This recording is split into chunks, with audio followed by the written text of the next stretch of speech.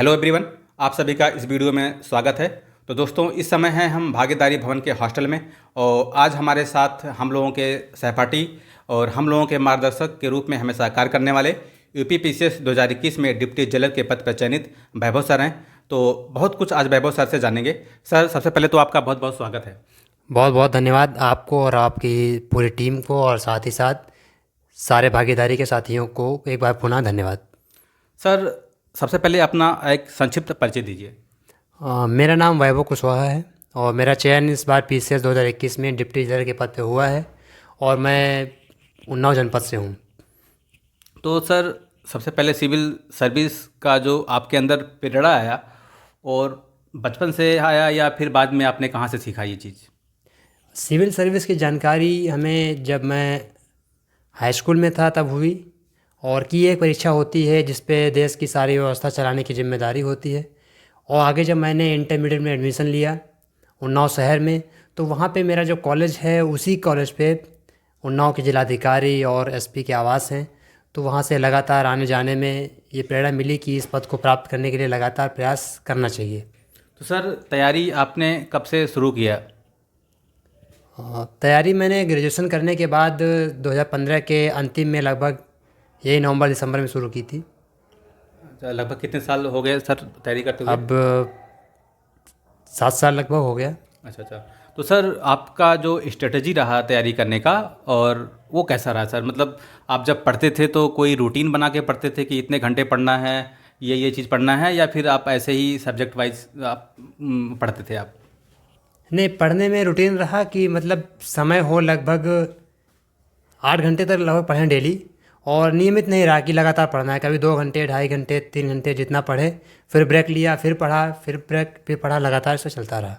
तो सर, आप भागीदारी भवन के बारे में सर आपने कब सुना? भागीदारी भवन के विषय में जानकारी हमें साल 2018 में वही जून के महीने में करी हुई थी, जब इसका एंट्रेंस का फॉर्म आया हुआ था। तो एक सर हैं परिचय के, उनका भी सिलेक्शन 2017 बैच में हो चुका है। उन्होंने मैसेज हमें फॉरवर्ड किया इसके विज्ञापन का, तो हमने फॉर्म अप्लाई किया और उसके बाद मैंने यहाँ पे एडमिशन लिया था 2018 में। और अभी मैं इस बार दोबारा आया हूँ भागीदारी में पिछले एंट्रेंस से, और फरवरी से लेकर अभी तक हम लोग साथ में हैं। तो सर, जैसे बहुत लोगों को कन्फ्यूज़न रहता है कि बुक लिस्ट को लेकर के कि क्या क्या पढ़ें, किताबें कौन कौन सी, ऐसी चीज़ें, स्ट्रेटजी ऐसा क्या होना चाहिए जो एक ही बार में सटीक जो है तरीके से पढ़ करके उसको क्वालिफाई किया जा सकता है। तो आपने कौन कौन सी किताबें पढ़ी और बच्चों को क्या सुझाव होना चाहिए कि ये किताबें पढ़ना चाहिए? बुक लिस्ट में ये है कि हर सब्जेक्ट की एक किताब पढ़ें। अब ये ना हो कि कई किताबें ले ली हैं लेकिन उसको पढ़ नहीं पा रहे हैं। एक किताब पढ़ें, अधिकतम बार उसका रिवीजन करें। अगर मैं अपनी बुक लिस्ट से बात करूं तो मैंने हिस्ट्री में, जो मेरा ऑप्शनल भी रहा है, उसमें प्राचीन इतिहास के लिए किताब आती है पीएल गौतम की, उसको पढ़ा है। मध्यकाल में हरिश्चंद्र वर्मा या एचसी वर्मा की आती है, उसको पढ़ा है। और मॉडर्न में बीएल ग्रोवर और विपिन चंद्रा से किया। इसके बाद पॉलिटी की बात करें तो पॉलिटी में जो सबसे फेमस बुक है एम लक्ष्मीकांत, उससे किया। और ज्योग्राफी में देखा जाए तो महेश कुमार वर्णवाल और दृष्टि पब्लिकेशन की जो क्यू बुक सीरीज आती है उससे किया हुआ है। इन्वायरमेंट में भी दृष्टि का क्यू बुक किया। और उसके साथ बस ये साइंस में देखें तो यूपी पीसीएस में जो साइंस के क्वेश्चन आते हैं प्री में, उसके लिए ल्यूशन की जो साइंस आती है वो पर्याप्त है, उससे हो जाता है। लूसेंट। और करंट अफेयर्स के लिए दृष्टि और क्रॉनिकल 2 मंथली मैगजीन में से जो भी मिल जाती थी उसे किया हुआ है। सर, एक तो अब मेंस का जो है, वो मेंस को लेकर के बच्चे काफ़ी कन्फ्यूज़न में रहते हैं। तो मेंस में ऐसा क्या स्ट्रेटजी अप्लाई करें कि लिखने की जो कला होती है, सबसे बड़ी प्रॉब्लम तो बच्चों को लिखने की कला की बात होती है। तो सर, कैसा ऐसा सिस्टम बनाएं कि एक अच्छा और बेहतर तरीके से लिखावट अपनी कर सकें? सबसे पहले ज़रूरी है कि परीक्षा चाहे प्रीलिम्स की हो या मेंस की हो या कोई भी परीक्षा हो, उसका सिलेबस आपके पास हो, सिलेबस लगभग पूरा याद हो, ताकि ये पता लग सके कि इस पॉइंट से या इस सिलेबस से क्या क्वेश्चन आए हैं पहले या आ सकते हैं। तो सिलेबस को साथ में रखने के साथ प्रीवियस ईयर क्वेश्चन को देखें, उसके बाद आंसर राइटिंग की प्रैक्टिस करें। और ये प्रैक्टिस लगातार रहनी चाहिए जिससे निरंतरता बने और आपके उत्तर लेखन में लगातार सुधार होगा। सर एक चीज़ और है कि इतनी सारी पढ़ाई करते हैं बच्चे तो बीच में कभी ना कभी एक असफलता का डर, एक निगेटिविटी लोगों के बीच में आ जाता है। तो सर आपको भी कभी ऐसा महसूस हुआ तो उसे किस तरीके से दूर करते थे आप? हाँ, निश्चित ही एक लंबी प्रक्रिया वाली वैकेंसी हो जाती है कभी कभी, या जिसमें दो कारण हो सकते हैं। या तो आपकी सफलता नहीं मिल पा रही है, या कभी कभी होता है कि आयोग की कार्यप्रणाली जो होती है उसमें कभी विलम्ब होता है तो प्रक्रिया लंबी खिंच जाती है, 1 साल से 1.5 साल तक हो जाता है। तो उसमें यह है कि आप अपनी गलतियों से सीखें और अपने तनाव को दूर करने के लिए स्पोर्ट्स का सहारा ले सकते हैं, म्यूजिक का सहारा ले सकते हैं, या विषय से हट के कुछ अन्य विषयों को पढ़ना चाहें तो उसको पढ़ के अपना मेंटेन कर सकते हैं। सर आप माइंड फ्रेश करने के लिए आप क्या करते थे? फ्री समय में कभी क्रिकेट खेला, या म्यूजिक वगैरह, या जो अन्य कुछ चीज़ें, कुछ बुक्स वगैरह भी थी उसका अध्ययन कर लिया कभी कभी। अच्छा सर, सिविल सर्विस को लेकर के एक बहुत बड़ा अफवाह रहता है कि बहुत बड़ा सिलेबस है, बहुत कठिन ये शिक्षा प्रणाली, मतलब बहुत कठिन एग्ज़ाम है इसका है।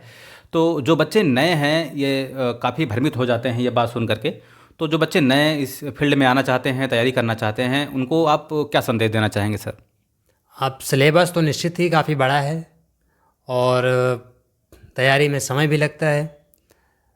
तो इसमें नए लोग हों या पुराने हों, सभी के लिए ज़रूरी ये है कि सिलेबस को याद हमेशा ध्यान रखें कि क्या सिलेबस के पॉइंट्स हैं, क्या उससे क्वेश्चन आ रहे हैं, और उसके अनुसार अपनी तैयारी करें।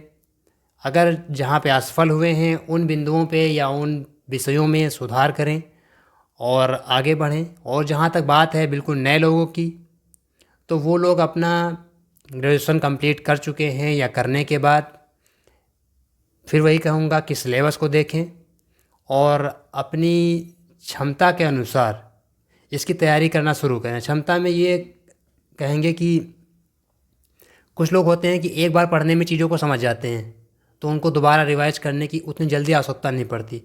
कुछ में धीरे धीरे कुछ लोगों को समझने में थोड़ा समय लगता है तो वो धीरे धीरे बढ़ते हैं, तो उनमें समय लग जाता है रिवाइज करने में, चीज़ों को समझने में। तो उसके हिसाब से पहले एनसीईआरटीज़ को कवर करें, फिर किताबों को कवर करें, प्रीवियस ईयर क्वेश्चन देखें और उत्तर लेखन करें, और इस प्रकार अपनी तैयारी को गति दें। निश्चित ही आपको भी सफलता मिलेगी। सर सफलता की अलग अलग परिभाषा है लोगों के अनुसार। तो सर आपके अनुसार सफलता की मूल परिभाषा क्या है? सफलता का मूल मंत्र जो हमारे अनुसार, ये जो मैंने अपने परीक्षा के दौरान अप्लाई किया, वो यही है कि आपका एक लक्ष्य है और लक्ष्य का निर्धारण कोई भी अपनी तैयारी में या कोई भी कार्य करता है उसमें करता है। फिर दूसरा उसमें स्टेप ये होता है कि उसका दूसरे स्टेप में उसमें निरंतरता बनी रहनी चाहिए, और निरंतरता के बाद जो तीसरा स्टेप आता है किसी भी सफलता को प्राप्त करने के लिए, कि आप जो गलतियां किए हैं या होने की संभावना होती है या तो उनको ख़त्म करें या उनको ना होने दें, और उसी के साथ अपनी धैर्य को बनाते हुए लगातार प्रयास करें, निश्चित ही सफलता मिलेगी। तो दोस्तों मुझे लगता है कि आपने बहुत कुछ सीखा होगा, और ऐसे बहुत सारे मोटिवेशन वीडियोस के लिए, और अगर हमारे चैनल पे नए हैं तो इसे सब्सक्राइब ज़रूर करें और इसे शेयर करें। और सर अंत में मैं आपको आपने अपना बहुमूल्य समय दिया, इसके लिए आपको बहुत बहुत धन्यवाद। बहुत बहुत धन्यवाद आपको, और आप सभी दर्शकों से ये कहना चाहेंगे कि वीपीआर भाई हमारे भागीदारी भवन के सर्वश्रेष्ठ या अग्रणी यूट्यूबर हैं, जो आप लोगों को यहाँ के एंट्रेंस, यहाँ का फॉर्म, परीक्षा प्रणाली के साथ यहाँ की सारी एक्टिविटी, कभी आप लोगों को हॉस्टल भी दिखाया होगा, कभी जिम भी दिखाई होगी, कभी मेस भी दिखाई होगी, तो कभी लाइब्रेरी का भी वीडियो बनाया है। तो सारी जानकारियों से आप लोगों को अवगत कराते हैं। तो आप लोग इनके चैनल को सब्सक्राइब करें, वीडियो को लाइक शेयर करने के लिए खुद ही बोल चुके हैं। धन्यवाद आप सभी को। तो सर ने हमारे चैनल के लिए बहुत बड़ी बात बोल दी, इसके लिए सर को बहुत बहुत धन्यवाद। पुनः धन्यवाद आपको। और दोस्तों इस वीडियो में इतना ही, फिर मिलते हैं एक नए वीडियो के साथ, तब तक के लिए धन्यवाद।